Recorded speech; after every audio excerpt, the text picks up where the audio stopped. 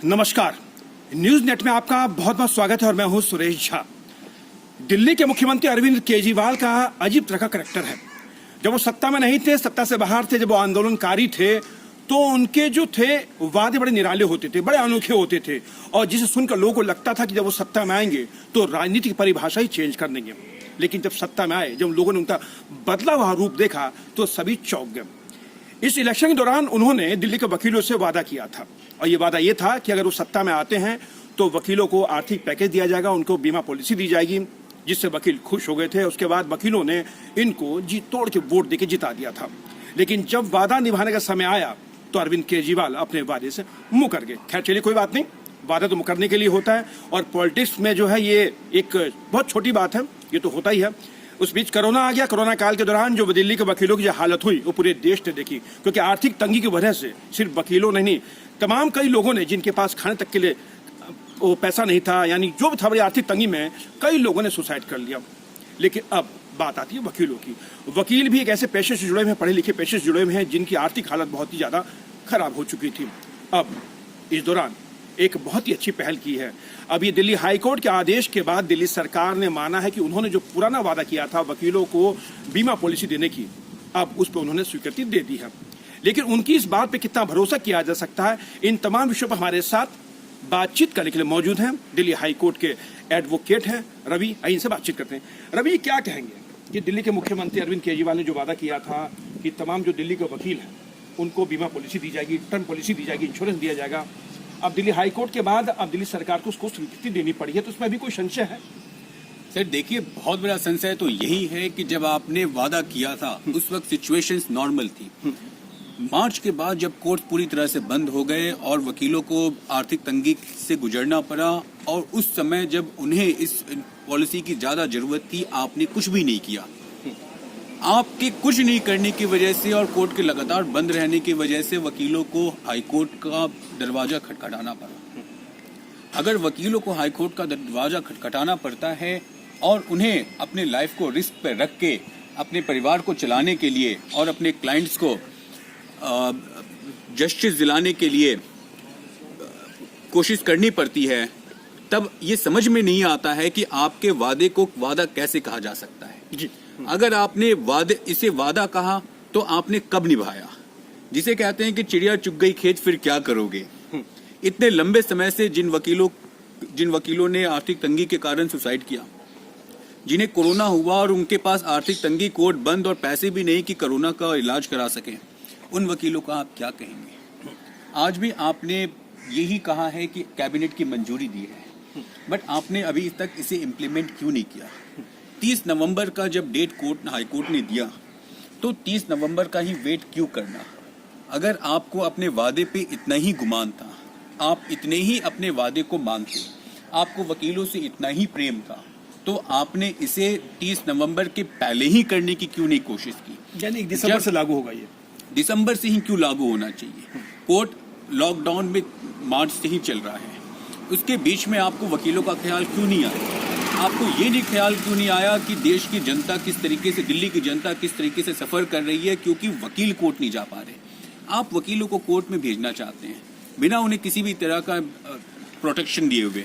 कल को अगर किसी वकील को कोरोना होता है या फिर वो किसी बीमारी से ग्रसित हो जाते हैं, जिन्हें दूसरी गंभीर बीमारी हो और उन्हें पैसे खर्च करने पड़ जाते हैं 2 से 3 लाख से 5 लाख रुपए, उस पर भी आपने कुछ नहीं किया। ये समझ में आता है कि आपने केवल वादे किए जैसे आप करते आते हैं। आपको वकीलों से कुछ भी लेना देना नहीं है, आपको केवल वोट की राजनीति करनी है और वकीलों को भी आपको इसमें इन्वॉल्व करके अपने दिल्ली की जनता के साथ।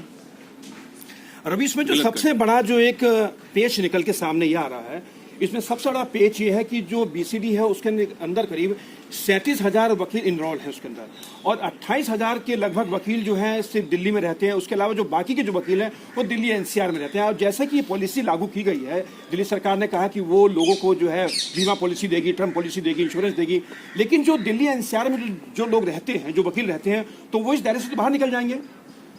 सर देखिए, बहुत ही गंभीर समस्या ये है कि जब आप कहते हैं कि जस्टिस और कोर्ट शुड बी इंडिपेंडेंट, तो आपको कोर्ट का मतलब केवल जजेस नहीं होने चाहिए, आपको कोर्ट का मतलब एडवोकेट्स भी होने चाहिए। जो हमने देख लिया कि बिना एडवोकेट्स को आप सक्षम किए कोर्ट को नहीं चला सकते हैं, अदरवाइज कोर्ट फुल फ्लेज्ड में फंक्शन करना चालू कर देती है। अब दिक्कत यह आती है जब आप वकीलों को कोर्ट से अलग कर देते हैं, उन्हें कोर्ट का ऑफिसर कहते हैं बट मानते नहीं हैं, तो इस तरह की गवर्नमेंट आती है जो कि आपके साथ में कुछ प्रोमिसेस करती है, वादे करते हैं, जिसे सीरियस कोई नहीं लेता। बिल्कुल। अगर बीसीडी और दिल्ली हाई कोर्ट अगर ये समझे कि हम भी कोर्ट के ऑफिसर्स हैं, तो इररिस्पेक्टिव किसी गवर्नमेंट ने क्या प्रॉमिस किया और क्या नहीं किया, उन्हें ये इन सारे पॉलिसीज को इमीडिएट इफेक्टिव वे से लागू कर देना चाहिए। लेकिन सर इसमें जो पेच है वो है जो दिल्ली एनसीआर में करीब 7-8 हजार जो वकील रहते हैं उनको कैसे कवर किया जाएगा? इसी की बात मैं कर रहा हूँ। जो दिल्ली, तभी मैंने बीसीडी का बात बताया, अगर बीसीडी के अंदर में 37,000 एडवोकेट्स हैं, तो वो वैसे एडवोकेट्स हैं जो दिल्ली के अंदर प्रैक्टिस करते हैं, जिनका एरिया ऑफ प्रैक्टिस दिल्ली है। शायद गवर्नमेंट ये बात भूल गई, शायद बीसीडी ने इस बात पे ध्यान नहीं दिया कि उन्होंने एडवोकेट्स से फॉर्म साइन करवाया हुआ है। और उस फॉर्म में ये क्लियरली मेंशन किया गया है कि आपका एरिया ऑफ प्रैक्टिस कहाँ का है। जब आप हमारे एरिया ऑफ प्रैक्टिस को डिटरमाइन करते हैं, जब आप दिल्ली में वन वोट की बात करते हैं, बिल्कुल, और जब हमारा वोट दिल्ली के किसी कोर्ट का होता है, लेकिन हमारे कारणवश, हमारी परिस्थितिवश अगर हम दिल्ली के बाहर एनसीआर में रहते हैं, तो हमें दिल्ली हाई कोर्ट या दिल्ली किसी कोर्ट का मेंबर क्यों नहीं मानना चाहिए, और हमें उस जो भी फैसिलिटीज अदर लॉयर्स को मिल रही है वो फैसिलिटीज हमें क्यों नहीं मिलनी चाहिए। अगर इस तरह की कोई भी बात हो रही है तो केवल यहीं पे डिस्क्रिमिनेशन नहीं हो रहा वकीलों के साथ, और भी जो चीजें बीसीडी ने निकाली हैं, गवर्नमेंट ने निकाली हैं, हाई कोर्ट से निकाली हैं, कई सारे रूल्स का वायलेशन होना चालू अच्छा, इसमें ये भी बात कही गई है कि जो इंश्योरेंस जो दिया जाएगा दिल्ली सरकार की तरफ से, उसमें कुछ परसेंटेज वकीलों से भी लिया जाएगा। अब जैसा कि देख रहे पूरे देश में कोरोना काल है, कोर्ट्स बंद है, ऐसे वकीलों की हालत सर्वविदित है कि वकीलों की क्या हालत है। क्या अगर कोई सरकार ऐसी पॉलिसी लेके आती है जिसमें कुछ परसेंटेज वकीलों को भी देना है, तो क्या ऐसे हालात में क्या वकील कुछ परसेंटेज दे पाएगा पॉलिसी के तहत? सर देखिए, बहुत ही दुखद बात यह है कि अभी हाईकोर्ट को इस मैटर पे भी इंटरफेयर करना पड़ा, जहां पे इंश्योरेंस कंपनीज पहले जो 2,000 लेते थे अब वो 7,000 की डिमांड कर रहे थे। अगर इसी तरह की पॉलिसी प्रीमियम्स वकीलों को देने पड़ेंगे तो वकीलों को दिल्ली गवर्नमेंट्स के इन सारे वादों पे क्यों डिपेंड रहना। कई सारे ऑर्गेनाइजेशंस हैं, कंपनीज हैं जो कि इंडिपेंडेंटली पॉलिसीज प्रोवाइड करते हैं और एक अच्छे रेट पे प्रोवाइड करते हैं, और उस केस में अगर वकीलों को प्रीमियम देना पड़े तो इस वादे का क्या मतलब है। ये वादे केवल खोखले वादे ही कहा जा सकते हैं। कि दिल्ली के मुख्यमंत्री अरविंद केजरीवाल का करैक्टर बड़ा अजीब है। जैसे मैंने शुरुआत में इंटरव्यू यही दिया था, शुरुआत यहीं से की थी कि इस अरविंद केजरीवाल पे लोग भरोसा करें तो कैसे करें। सबसे पहले तो भरोसा तोड़ दिया इन्होंने वकीलों के साथ। दूसरा, इन्हें अगर पॉलिटिक्स करनी है तो इसमें वकीलों को इस तरीके से ना घुमाए जिससे कि पूरा जस्टिस सिस्टम ही चरमरा जाए, जो कि दिल्ली के लोगों ने देख लिया है और आज तक हमारे क्लाइंट सफ़र करते हैं कि कोर्ट्स क्यों नहीं चल पा रहे हैं। लोगों को ये नहीं पता कि ये इसी तरह के गवर्नमेंट के खोखले वादों का नतीजा है, जो कि आते हैं, वादे करते हैं, चले जाते हैं, और देश की स्थिति जैसी है उसे और बदतर से बदतर बनाने की कोशिश में लगे रहते हैं। इन्हें केवल अपने पार्टी के पास आने वाले पैसे से और वोट से मतलब है और पावर में रहने से मतलब है। देश की जनता के साथ क्या हो रहा है, देश के बाकी पिलर्स जिसे कहते हैं जस्टिस सिस्टम्स, इनके साथ क्या हो रहा है, इन्हें इनसे कोई मतलब नहीं है। चलिए सर, आपका बहुत बहुत धन्यवाद। ये था दिल्ली हाईकोर्ट के एडवोकेट रवि कुमार, जिनसे हमारी बातचीत चल रही थी। रवि कुमार ने साफ तौर पर कहा कि दिल्ली के मुख्यमंत्री अरविंद केजरीवाल भी अब पूरी तरीके से खालिश नेता बन चुके हैं, क्योंकि जब वो नेता नहीं थे, जब वो एक आंदोलनकारी थे, तब उनका रूप कुछ और था। वो तब बड़ी बड़ी बातें करते थे कि सत्ता में आएंगे तो सत्ता को चेंज कर देंगे, लेकिन जैसे ही उनको दिल्ली के मुख्यमंत्री कुर्सी मिली वो खुद चेंज हो गए। सत्ता को तो चेंज नहीं कर पाए, उसको ना ही उन्होंने कुछ इसमें बदलाव किया, लेकिन वो खुद चेंज हो गए। आज वो खालिश नेता बन चुके हैं, और वो नेता जो सिर्फ वादे करता है, और वो भी वादा उन वकीलों से जिससे उन्होंने वोट लिया था, लेकिन वो वादा पूरा नहीं कर पाए। इन वकीलों को कहीं ना कहीं अपने वादा पूरा करवाने के लिए हाईकोर्ट की शरण में जाना पड़ा।